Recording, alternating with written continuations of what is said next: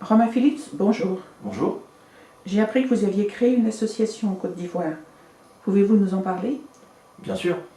J'ai créé une association dans le but de venir en aide aux personnes en situation de handicap mental et psychique. C'est-à-dire?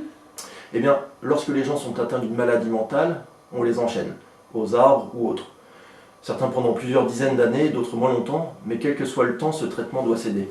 Amidou ne répond pas à nos questions. Il est enchaîné depuis 4 ans à cet arbre. Son seul témoignage, c'est ce fossé qu'il a creusé autour de lui avec ses mains.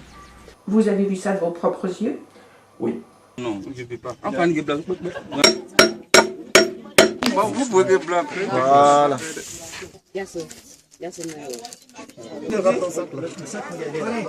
Le sac aussi là, d'accord. Voilà. Tiens.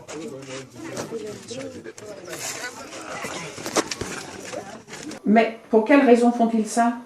Par un manque de moyens.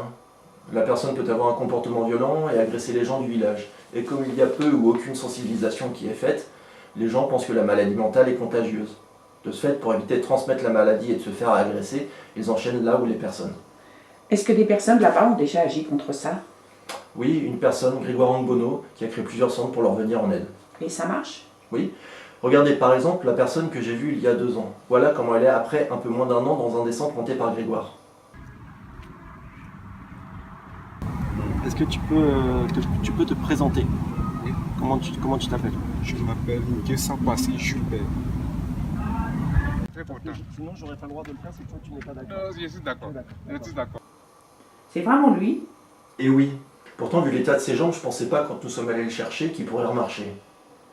Et vous, Romain? Parlez-nous de votre action. Eh bien, comme il n'y a pas ou peu de sensibilisation, j'ai pris l'initiative d'en créer une par l'intermédiaire de l'art. Aussi, je suis allé à la rencontre d'un professeur de théâtre et j'ai monté un cours avec lui.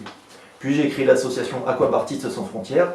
Depuis, il donne des cours de théâtre depuis plus de 2 ans et les résultats sont visibles. Ils ont déjà fait un spectacle devant plus de 500 personnes, dont les autorités locales et la télévision est même venue faire un reportage dessus. Une façon de faire comprendre que la maladie mentale n'est pas contagieuse. La guérison mentale par le théâtre. Les résultats sont encourageants. 3 mois, on peut avoir des résultats probants. Cette forme de traitement des malades mentaux par le théâtre mérite d'être explorée. Cela pour une guérison définitive de ces êtres communément appelés fous. De quoi avez-vous besoin aujourd'hui? D'idées et de partage pour avancer, mais aussi de moyens. Aujourd'hui, d'autres centres souhaitent eux aussi pouvoir bénéficier de cours de théâtre, et l'association Aquabartistes sans frontières ne dispose pas d'assez de moyens. Nous avons besoin de personnes pour nous aider financièrement. Mais il faut donner beaucoup. Non, pas du tout. Je suis parti du principe que pour faire avancer les choses, il faut être nombreux. Aussi, donner ne serait-ce qu'1 euro par mois, si cet euro est multiplié par plein de personnes, pouvons réaliser de grandes choses. Et lorsque nous avons un peu plus de fonds, nous pouvons également acheter de la nourriture de meilleure qualité. Donc en fait, votre association ne s'occupe pas que de théâtre. C'est son objectif premier, créer une sensibilisation par le biais du théâtre, mais aussi améliorer le quotidien lorsque l'on a suffisamment de moyens. Vous qui regardez cette vidéo, vous pouvez aider cette cause et participer à un mouvement pour améliorer la vie de centaines de personnes. Un don d'1 euro par mois est suffisant, alors pensez-y. En vous remerciant par avance, c'est en étant ensemble que le monde peut s'améliorer.